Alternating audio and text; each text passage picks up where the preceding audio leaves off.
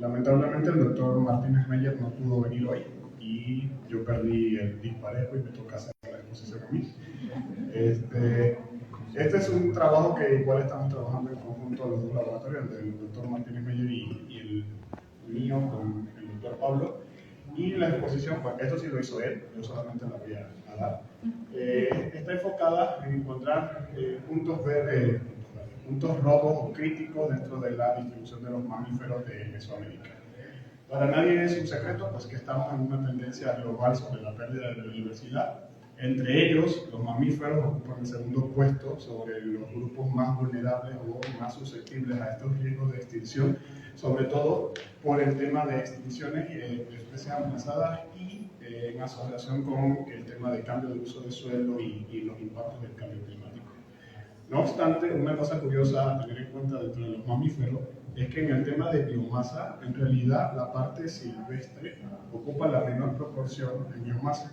Gran parte de este ítem realmente está concentrado dentro de los mamíferos domesticados o incluso de lo que somos la población humana.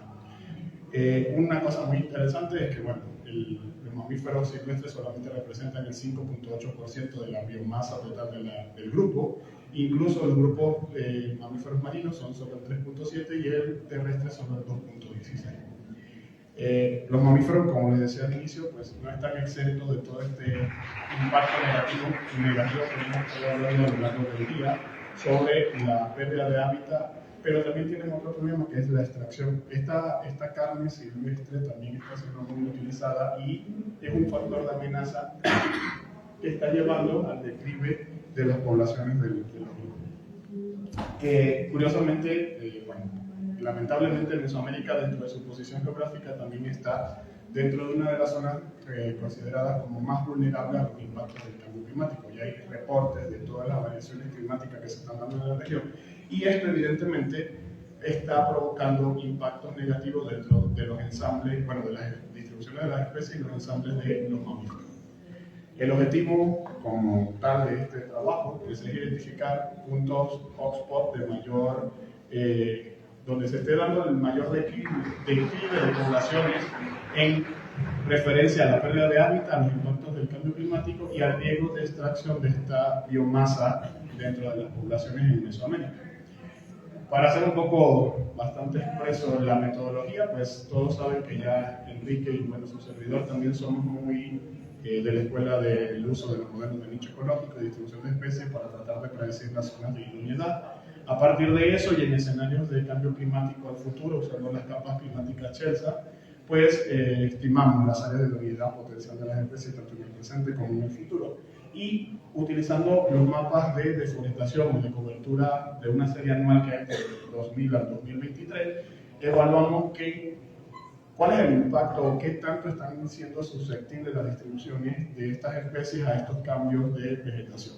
Y además, a lo que está haciendo la estudiante Enrique, que es la que está liderando este proyecto, es crear un índice sobre el riesgo de extracción que se pueden dar dependiendo de la especie por el uso que se le está dando tradicional, para unir todos estos factores y entonces detectar ese punto rojo de llamado de atención en la conservación. En términos generales, pues tenemos 420 prácticamente especies modeladas que representan más o menos el 8% de la distribución de los mamíferos en modo general. Tenemos 11 órdenes, 36 familias. De estas especies, 133 son especies endémicas, 73 están categorizadas dentro de la lista roja de la IUCN en estas categorías que pueden observar acá. Y el mapa que ven aquí, lo que nos está representando es la distribución o el patrón de riqueza de esas especies concatenadas, las 419. La zona, no sé si eso es azul o violeta, es la zona de mayor concentración potencial dentro de los patrones de riqueza de esos ensambles de mamíferos. Ahora, cuando agarramos esa serie de capas de deforestación anual que nos da el proyecto del Global Cover, podemos ver que para el 2003 Mesoamérica ya ha perdido prácticamente el 51% del área de cobertura vegetal.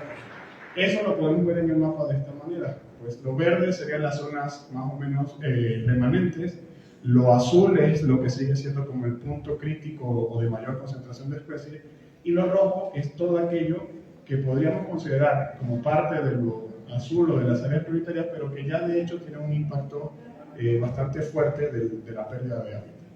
Una cosa interesante es que las zonas de alta riqueza, más o menos solo queda el 4%, perdón, ha perdido el 4% de su extensión original, y principalmente la mayor extensión de pérdida se está dando en Guatemala y Nicaragua.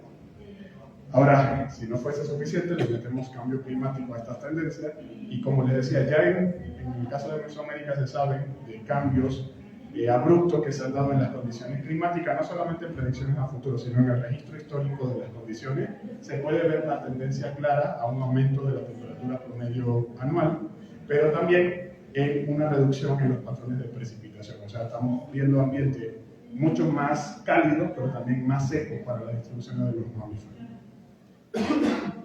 Luego, en el laboratorio, pues justamente combinaron estas variables. Esto lo que hicieron fue buscar información ecológica de las especies, estandarizar las 4 variables para poder crear el índice de extracción o de vulnerabilidad a la actividad extractiva de las especies, y lo que nos está dando es justamente la cantidad de especies que cumplen esa condición de extracción para uso en términos espaciales.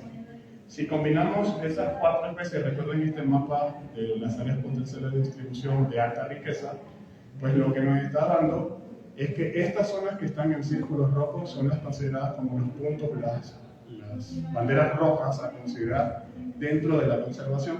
Principalmente están concentradas en el norte y centro de Guatemala, en el este de Nicaragua, en el sur de México y en el este y oeste de Honduras. En términos generales, al final lo que podemos ver con este estudio es que incluso bajo asunciones de potencial dispersión de las especies, más del 50% de los taxones que nosotros analizamos van a tener reducciones en sus áreas de distribución. De hecho, se estima que sea por encima de 1/4 de la distribución que hoy conocemos de estas especies. La pérdida de hábitat evidentemente está pasando muy rápido dentro de la región y debería ser considerado el principal factor de amenaza dentro de la distribución de los taxones. La combinación de estos 2 factores, además del uso extractivo de las especies, evidentemente es un factor de amenaza que está categorizando aún más el riesgo de extinción que pueden tener todas estas especies, y sobre todo los patrones de distribución en términos de riqueza y de comunidades. Y evidentemente los mamíferos de Mesoamérica están dentro de una gran presión que combina diferentes factores o riesgos que están generando esta extinción. Y pues ya, si tienen preguntas, le preguntan a Enrico. No, si hay preguntas, las puedo responder.